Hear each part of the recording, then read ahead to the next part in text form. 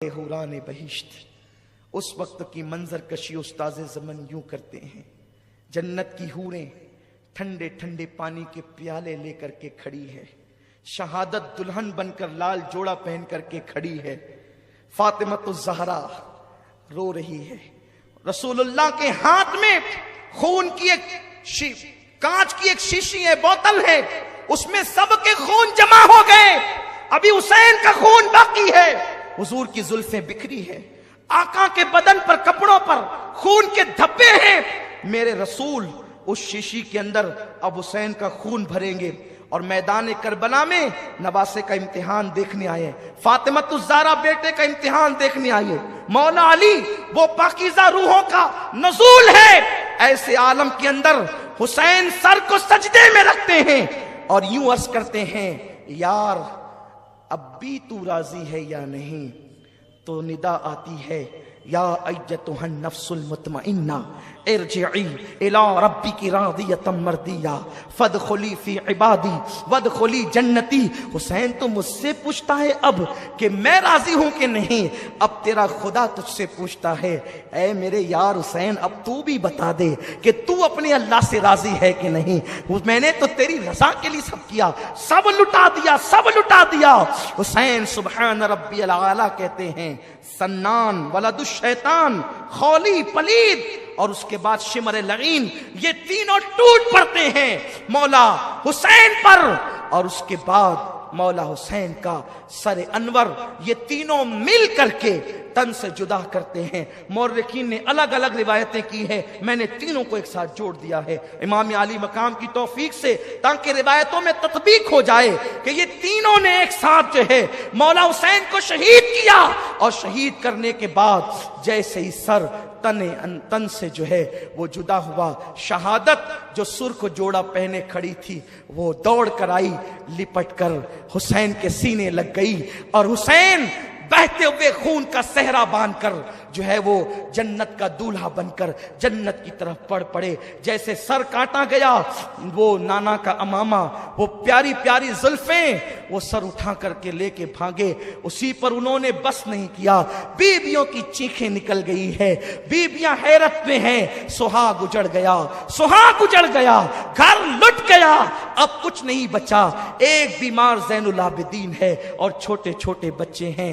اسی پر داستان کربلا ختم نہیں ہوتی، ابھی تو اتنا ہی کچھ ہو رہا تھا کہ بیویوں نے سوچا ہوگا یا کوئی مورخ سوچتا ہوگا اسی پر معاملہ ختم ہوگا، ابھی یہ ہوا، انہوں نے امام حسین کے کپڑے اتارے،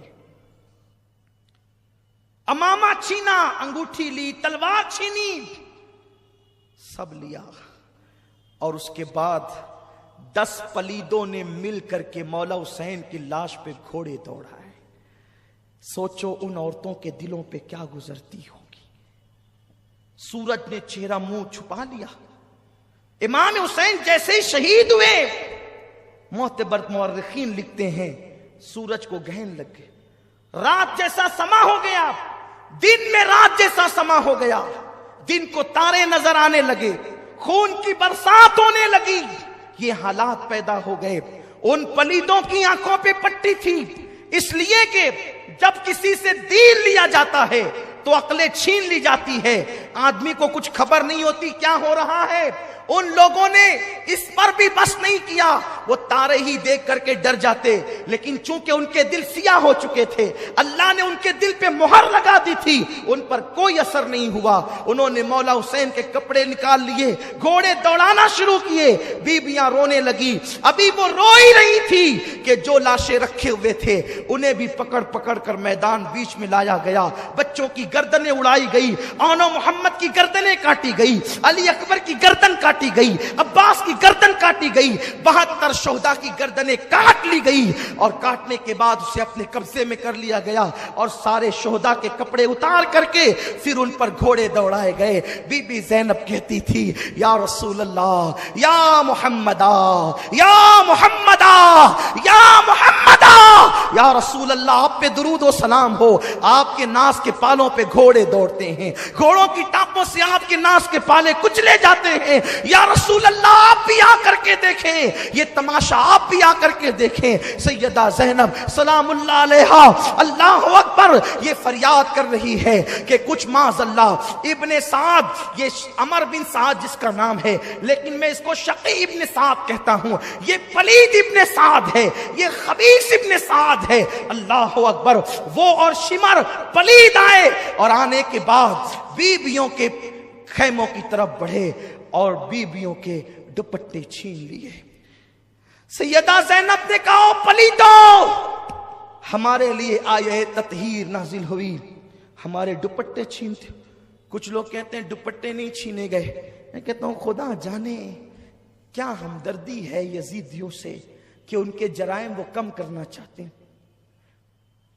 فقیہ ملت نے لکھا دوپٹے چھینے گئے، استاد زمن نے لکھا دوپٹے چھینے گئے، شاہ عبدالعزیز نے لکھا دوپٹے چھینے گئے، بڑے بڑے مورخین علماء محدثین نے، امام سیوطی نے لکھا دوپٹے چھینے گئے، دوپٹے چھینے گئے۔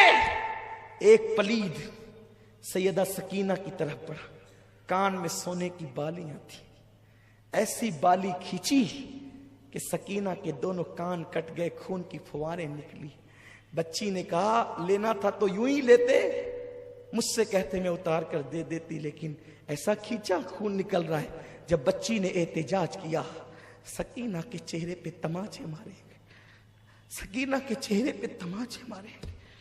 ہائے ہائے یہ حال کیا گیا، اصغر کا جھولا لوٹ لیا گیا، خیمے کو آگ لگا دی، ان بیبیوں کو خیمے کے اندر بھی نہیں رکھا گیا۔ ہاں آج ہی کی رات ہے جسے شام غریبہ کہتے، بیبیوں کو خیمے کے اندر بھی نہیں رکھا، آگ لگا دی خیموں کو۔ بیبیاں خیموں کے باہر نکل آئی، جن کے گھر میں بے اجازت جبرائیل آتے نہیں، جبریل جن کے گھروں میں اجازت کے بغیر نہیں آتا، آج ان بیبیوں کو خیموں سے بھی باہر کر دیا گیا ہے۔ دوپٹے چھینے گئے، بالیاں کھینچی گئی، زیورات چھینے گئے، اور ان مقدس بیبیوں کے خیمے کو جب آگ لگی، حمید ابن مسلم کہتا ہے کہ میں نے دیکھا ایک عورت بڑی حسین و جمیل تھی، وہ جب خیمے کو آگ لگی تو آگ پہ چل کر کبھی خیموں کے اندر جاتی، کبھی باہر آتی، کبھی اندر جاتی، کبھی باہر آتی۔ حالانکہ حمید ابن مسلم یہ یزیدیوں کے خیمے کا آدمی، لیکن وہ اس واقعے سے اتنا متاثر ہوا، اس نے آگے بڑھائی بات کو کہ ایک بی بی کو میں نے دیکھا کہ وہ اندر آتی باہر۔ میں نے پوچھا اے بی بی تجھے اپنی جان سے محبت نہیں ہے، تو انگاروں پہ چل رہی ہے؟ اس بی بی نے کہا کیا کروں، میرا ایک بھتیجا اندر بے ہوش پڑا ہے، حسین کا ایک ہی بیٹا بچا ہے، اگر وہ بھی آگ میں جلے گا تو حسینی سید دنیا میں کہاں رہیں گے؟ میرا بھتیجا اندر ہے، اس کو لانا چاہتی ہوں لیکن لا نہیں پاتی۔ پھر حمید کہتا ہے میں نے دیکھا اس نے پوری طاقت کو اکٹھا کیا اور بیمار زین العابدین کو اپنے کندھے پہ ڈالا، اور کندھے پہ ڈال کر آگ پر چلتی ہوئی وہ باہر نکلی، اس طرح بیمار زین العابدین کی جان بچائی۔ اے زینب، سیدہ زینب کا خطبہ کسی دن آپ مجھے یاد دلائیں تو میں وہ پورا خطبہ پڑھنا چاہتا ہوں۔ ان کا پورا خطبہ اتنا دل سوز ہے، اتنا ایمان افروز ہے کہ ایک عجیب حوصلہ ملتا ہے۔ زینب اس قدر ہمت عورت کا نام ہے کہ سیدہ زینب سلام اللہ علیہا نے امام زین العابدین کو کندھے پہ اٹھا کر صرف ایک زین العابدین اپنے بھتیجے کی جان نہیں بچائی، بلکہ سیدہ زینب نے زین العابدین کو کندھے پہ کیا اٹھایا؟ گویا کہ اس نے اماموں کی امامت اپنے کندھے پہ اٹھائی ہے۔ ہاں باقر کی امامت بھی اسی کندھے پہ اٹھی، حضرت جعفر کی امامت بھی اسی کندھے پر ہے، امام تقی نقی جواد علی رضا حسن عسکری امام مہدی علیہ الصلوۃ والسلام، ان ساروں کی امامت گویا کہ وہ اپنے کندھے پہ اٹھا کر لے جا رہی ہے، اور قیامت تک کے حسینی سارے سیدوں کی زندگی زینب اپنے کندھوں پہ اٹھا کر کے لے کر جا رہی ہے۔ ایک زین العابدین کو بچا کر کے زینب نے گویا کہ قیامت تک کے حسینی سیدوں کو زندگی عطا کر دی ہے۔ یہ زینب کا کردار ہے۔ غریب نواز کا شمار حسینی سیدوں میں ہوتا ہے، بندہ نواز کا شمار حسینی سیدوں میں ہوتا ہے، محبوب الہی کا شمار حسینی سیدوں میں ہوتا ہے۔ یہ وہ حسینی سادات ہے۔ زینب میرے ماں باپ تجھ پہ قربان، میری جان تیرے قدموں پہ قربان۔ اگر تو زین العابدین کو نہ بچاتی تو محمد باقر کو ہم کس سے پاتے، امام جعفر کو کس سے پاتے، امام موسیٰ کاظم کو کس سے پاتے، علی رضا کا چہرہ ہم کس طرح دیکھتے، حضرت تقی نقی جواد حسن عسکری کو ہم کہاں پاتے، امام مہدی کا وجود کہاں ہوتا، غوث الاعظم کی امی کہاں پیدا ہوتی، کیونکہ وہ بھی حسینی سادات میں سے ہیں۔ تو نے ایک کو بچایا، گویا کہ اتنے سیدوں کو زندگی عطا کی ہے۔ اللہ تیری قبر پر رحمت و نور کی برسات فرمائے۔ اللہ اکبر۔ ابھی یہی سب کچھ ہو رہا تھا کہ عصر کا وقت آیا۔ سیدہ زینب نے فرمایا، نبی کے گھر کی بیٹیوں، تارے نظر آ رہے ہیں لیکن ابھی راحت نہیں ہوئی، یہ عصر کا ٹائم ہے، جلدی سے نماز عصر پڑھو۔ اگر تم نے نماز چھوڑ دی، مجھے ڈر لگتا ہے کہیں ایسا نہ ہو کہ تمہاری یہ کربلا کی دی ہوئی قربانی رد ہو جائے۔ دیکھو یہ فکر دی ہے سیدہ زینب نے۔ ارے تمہارے یہاں کی شادیوں میں تم نماز چھوڑتے ہو، کرکٹ دیکھ کر تم نماز چھوڑتے ہو، فلموں میں بیٹھ کر نماز چھوڑتے ہو۔ حسینیوں، منافق مت بنو، پکے حسینی بنو، فکر حسینی کو اختیار کرو، فکر زینب کو اختیار کرو۔ کربلا میں 72 جسموں پہ گھوڑے دوڑ رہے ہیں، پھر بھی زینب کہتی ہے اب بھی نماز چھوڑنے کی اجازت نہیں، اب بھی نماز پڑھو، کیونکہ نانا کا فرمان ہے۔ آقا نے فرمایا جس نے عصر چھوڑ دی اس کے زندگی بھر کے اعمال برباد کیے جا سکتے ہیں۔ اے نبی کی بیٹیوں، اب تمہیں بہت رونا ہے، بہت رو چکی ہو اور ابھی بہت رونا باقی ہے، اس لیے نماز پڑھ لو، بعد میں رونا۔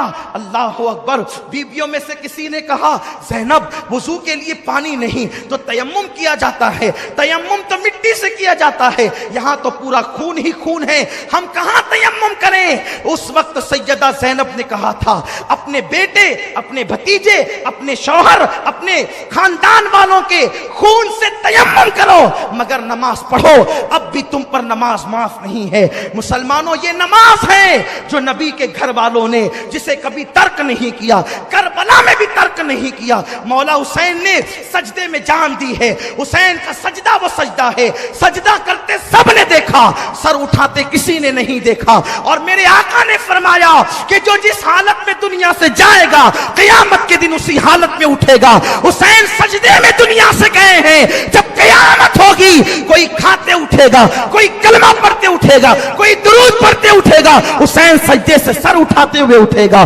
یہ مولا حسین کا سجدہ ہے۔ اس لیے میں تمہیں مولا حسین کا واسطہ دے کر کے کہتا ہوں، آوارگی چھوڑ دو، حرام کاروبار چھوڑ دو، اسلام دشمن طاقتوں کو خوش مت کرو، نماز کے پابند بنو، عبادت کے پابند بنو، اور آج سے عہد کرو مولا حسین ہم تیرے سچے غلام ہیں، زینب ہم تیرے بابا کے غلام ہیں، تیرے غلام ہیں۔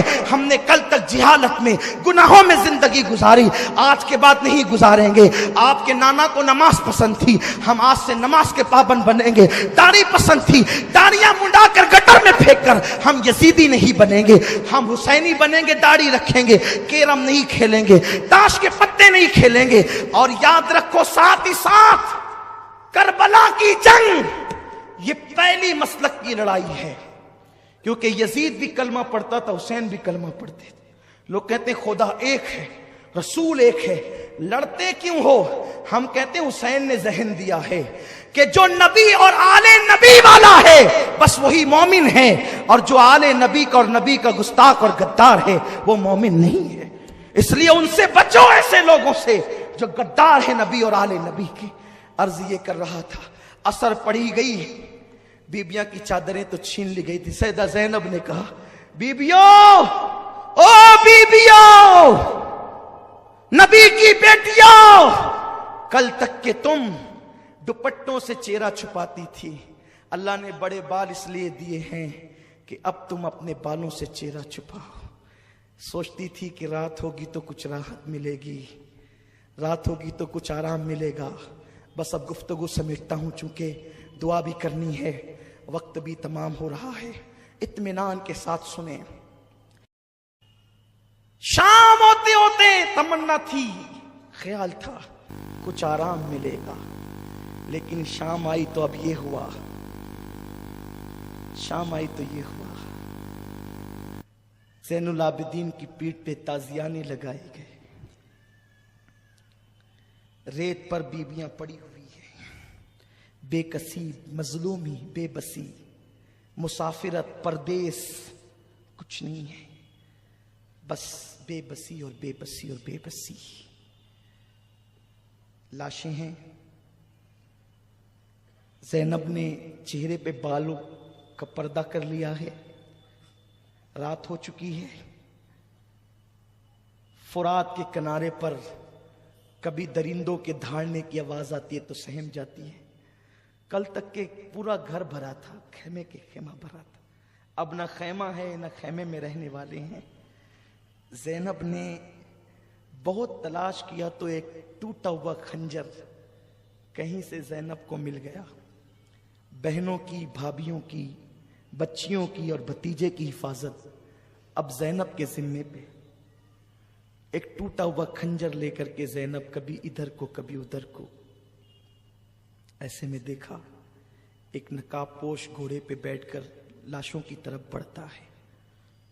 ज़ैनब ने खंजर तान दिया, खबरदार आगे नहीं बढ़ना, सब तो लूट चुके, अब क्या लूटते हो। आने वाले ने कहा, मुझे न रोक बेटी, पहचान। खंजर पीछे किया, आने वाले ने नकाब पलटा तो देखा कि वो मौलाए कायनात शेर खुदा अली मुर्तजा थे। लिपट गई, बाबा अभी आप आए, असगर शहीद हो रहा था तब नहीं आए, अकबर के वजूद पे खंजर चल रहे थे तब नहीं आए, मेरा भैया हुसैन प्यासा शहीद हुआ तब नहीं आए। मौला अली ने कहा, बेटी उस वक्त तो इम्तिहान था, मैं तुझे तसल्ली देने आया हूं। इम्तिहान में मदद नहीं की जाती बेटी, इम्तिहान में तो इस्तिकामत की दुआ की जाती।